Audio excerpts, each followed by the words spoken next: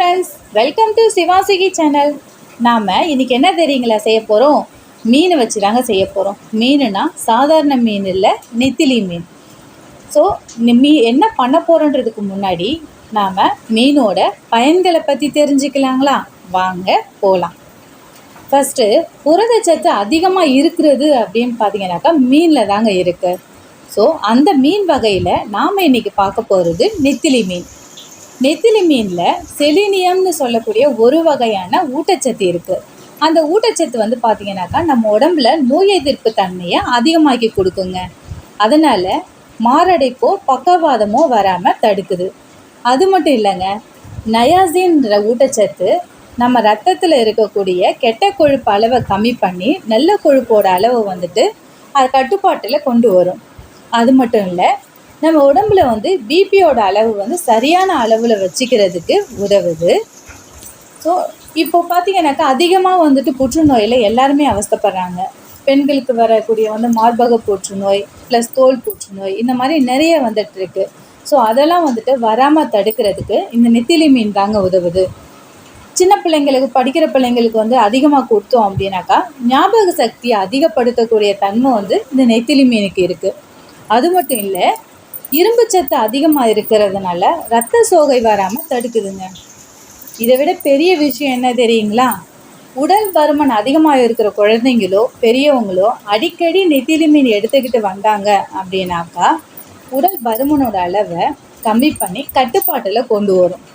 So இவ்வளவு பெனிஃபிட்டும் பயன்களும் உள்ள நெத்திலி மீனை வச்சு நம்ம என்ன தெரியுமா செய்ய போகிறோம்? பார்க்கலாங்களா? வாங்க. நெத்திலி மீன் குழம்பு தாங்க வைக்க போகிறோம். ஸோ மசாலாலாம் அரைச்சி ஊற்றி டேஸ்ட்டாக, சுவையாக, காரமாக, இதமான நெத்திலி மீன் குழம்பு எப்படி வைக்கலான்றதை பார்க்கலாங்களா? வாங்க வீடியோக்குள்ளே போகலாம். நெத்திலி மீன் குழம்பு வைப்பதற்கு தேவையான பொருட்கள் என்ன அப்படின்னு பார்த்தீங்கன்னாக்கா 300 கிராம் நெத்திலி மீன் எடுத்து நல்லா வாஷ் பண்ணிவிட்டு எடுத்து வச்சுருக்கோம் ஆஞ்சிட்டு.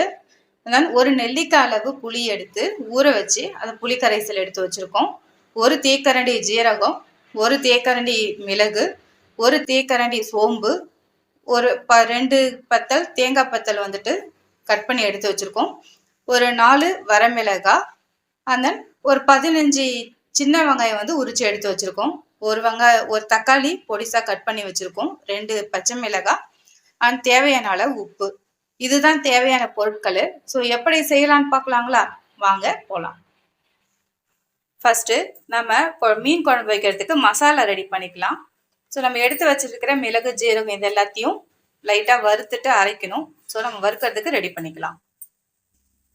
ஃபஸ்ட்டு ஒரு அடுப்பத்தை வச்சுட்டு கடாய் வச்சிங்க. கடாய் வச்சுட்டு நம்ம எடுத்து வச்சுருந்த மிளகு, ஜீரகத்தை எல்லாத்தையும் ஆட் பண்ணிக்கலாம். ஸோ லைட்டாக கொஞ்சம் கல் சூடான பிறகு எல்லாத்தையும் ஆட் பண்ணிக்கோங்க.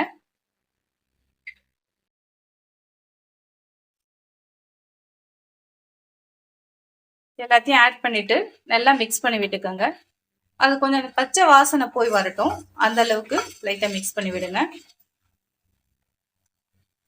பாருங்க, அந்த பச்சை வாசனை போயிடுச்சு. சரி, இந்த ஸ்டேஜில் நம்ம ஏனத்துக்கு மாற்றிடலாம்.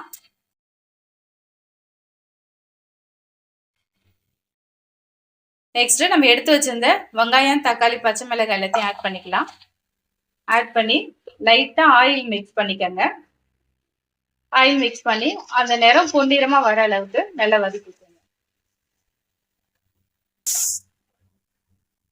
பாருங்க, நல்லா பொன்னிறமா நிறம் மாதிரி வதங்கி வந்துச்சு. இப்போ இந்த ஸ்டேஜில் ஸ்டவ் ஆஃப் பண்ணிக்கலாம்.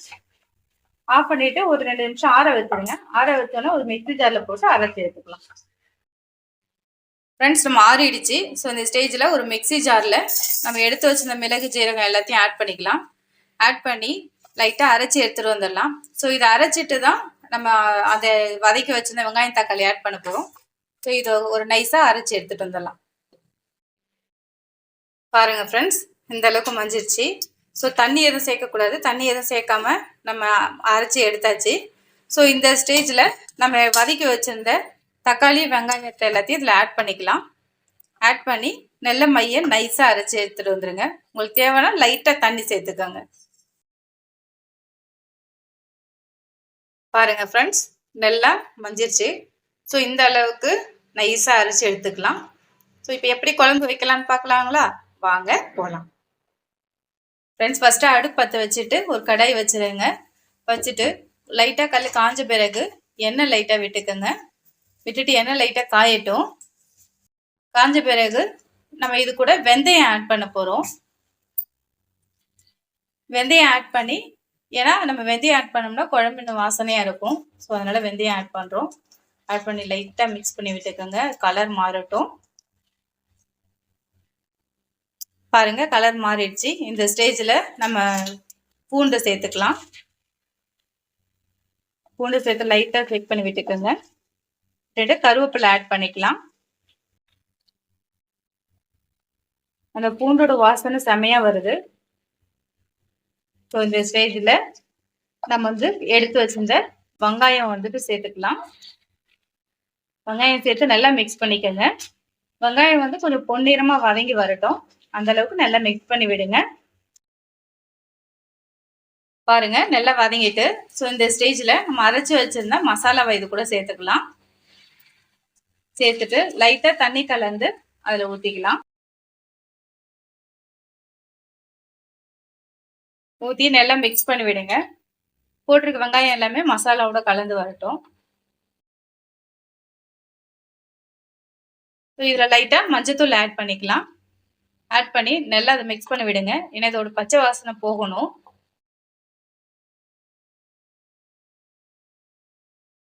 பாருங்க, நல்லா மிக்ஸ் ஆயிடுச்சு. ஸோ இந்த ஸ்டேஜில் நம்ம எடுத்து வச்சிருந்த புளிக்கரைசல் இது கூட ஆட் பண்ணிக்கலாம். ஆட் பண்ணிட்டு இது கூட லைட்டாக மிளகாத்தூள் சேர்த்துக்கங்க. உங்களுக்கு காரத்துக்கு ஏற்ற போல நீங்கள் சேர்த்துங்க. சேர்த்து நல்லா மிக்ஸ் பண்ணி விட்டுக்கோங்க. தேவையான அளவு உப்பு சேர்த்துக்கலாம். இது கூட சேர்த்துட்டு நல்லா மிக்ஸ் பண்ணி விட்டுருங்க. பாருங்க, எல்லாமே கலந்துருச்சு. ஸோ ஒரு 10 நிமிஷம் அப்படியே கொதிக்கட்டும். அதோட பச்சை வாசனை போகட்டும். இந்த ஸ்டேஜில் நம்ம க்ளோஸ் பண்ணி வச்சிடலாம். பாருங்க, நல்லா கொதிச்சு வந்துருச்சு. ஸோ இந்த ஸ்டேஜில் நம்ம மீன் இது கூட ஆட் பண்ணிக்கலாம். நெத்திலி மீன் குட்டி குட்டியாக இருக்கு. ஸோ ரொம்ப டேஸ்டியாகவும் இருக்கும். மருத்துவ குணம் வாய்ந்தது கூட. எல்லாத்தையுமே இது கூட கலந்துக்கலாம். பாருங்க, எல்லா மீனும் இது கூட சேர்த்தாச்சு. ஸோ இது ஒரு 10 நிமிஷம் அப்படியே வேகட்டும். மீன் ரொம்ப நேரம் வேகாது, ஒரு கொதியில் வெந்துடும். ஸோ ஒரு 5 நிமிஷம் ஆகட்டும், நம்ம எடுத்துக்கலாம். பாருங்க ஃப்ரெண்ட்ஸ், 5 நிமிஷம் ஆயிடுச்சு. ஸோ மீன்லாம் நல்லா வெந்துருச்சு. இந்த ஸ்டேஜில் நம்ம ஸ்டவ் ஆஃப் பண்ணிக்கலாம். பாருங்க ஃப்ரெண்ட்ஸ், சுவையான மீன் குழம்பு ரெடி ஆயிடுச்சு. ஸோ எப்படி செய்தோம் பார்த்தீங்களா? இதே மாதிரியே மசாலாலாம் அரைச்சி ஊற்றி நெத்திலி மீன் குழம்பு செஞ்சீங்கன்னா செம டேஸ்ட்டாக இருக்குங்க. நீங்களும் செய்து பாருங்க எப்படி இருக்குன்னு சொல்லிட்டு. ஃப்ரெண்ட்ஸ் பாருங்களேன், எவ்வளோ குறிய கலர்ஃபுல்லாக இருக்குது. எனக்கு குழம்பு பார்த்தோன்னே சாப்பிடணும் போல ஆயிடுச்சுங்க. அதனால் நான் சாப்பாடை போட்டு வந்துட்டேன். நான் இப்போ சாப்பிட போகிறேன். செம டேஸ்ட்டாக. ஸோ நீங்களும் செய்து சாப்பிட்டு பாருங்கள் எப்படி இருக்குன்னு சொல்லிட்டு. லைக் பண்ணுங்கள், கமெண்ட் பண்ணுங்கள், நம்ம சேனலை சப்ஸ்கிரைப் பண்ணுங்கள். தேங்க்ஸ் ஃபார் வாட்சிங்.